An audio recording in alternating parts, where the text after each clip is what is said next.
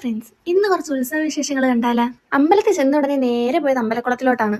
ഈ കണ്ട ജനങ്ങൾ അത്രയും കുളത്തിലോട്ട് നോക്കിക്കണേന്ന് ഒരു കാരണമുണ്ട്, അത് ഞാൻ വഴിയെ പറയാം. പിന്നെ ഇത് ഏത് അമ്പലം എന്ന് വെച്ചാൽ ഇതാണ് പെരുമ്പുഴ ശ്രീകൃഷ്ണസ്വാമി ക്ഷേത്രം. ഇത് അവിടുത്തെ 10ാമത്തെ ഉത്സവത്തിന്റെ വിശേഷങ്ങളാണ്. പിന്നെ ഇവിടെ നിന്ന് എല്ലാവരും കൂടെ കുളത്തിലോട്ട് നോക്കിക്കൊണ്ടിരിക്കുന്നതിന്റെ കാരണം ഇവിടെ നിന്ന് ആറാട്ടാണ്. പിന്നെ ഇവിടുത്തെ ജനങ്ങളുടെ ഏറെ നേരത്തെ കാത്തിരിപ്പിന് വിരാമം ഇട്ടുകൊണ്ട് ആറാട്ട് ആരംഭിച്ച് കൃഷ്ണന്റെ നീരാട്ട് കാണാൻ വേണ്ടിയിട്ടാണ് ഈ കണ്ട ജനങ്ങളെല്ലാം ഇവിടെ ഇത്രയും നേരം കാത്തിരുന്നത്.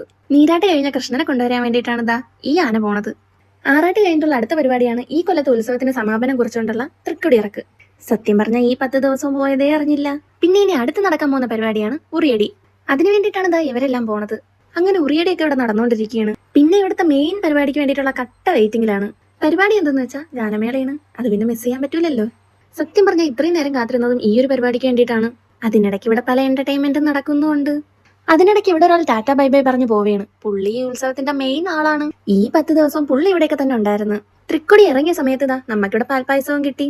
പിന്നെ വിശ്രമവേളകൾ ആനന്ദകരമാക്കാൻ വേണ്ടി കുറച്ച് കപ്പലിന്റെ ഒക്കെ വാങ്ങിച്ച് തിന്നോണ്ടിരുന്ന് ഫൈനലി നമ്മുടെ ഗാനമേള ഇവിടെ തുടങ്ങി.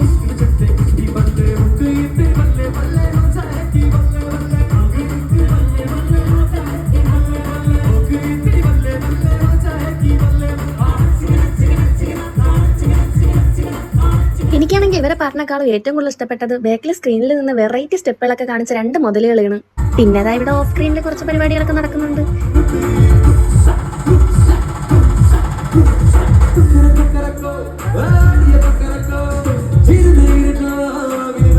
അപ്പൊ ഇന്നത്രേ ഉള്ളൂ. Bye friends.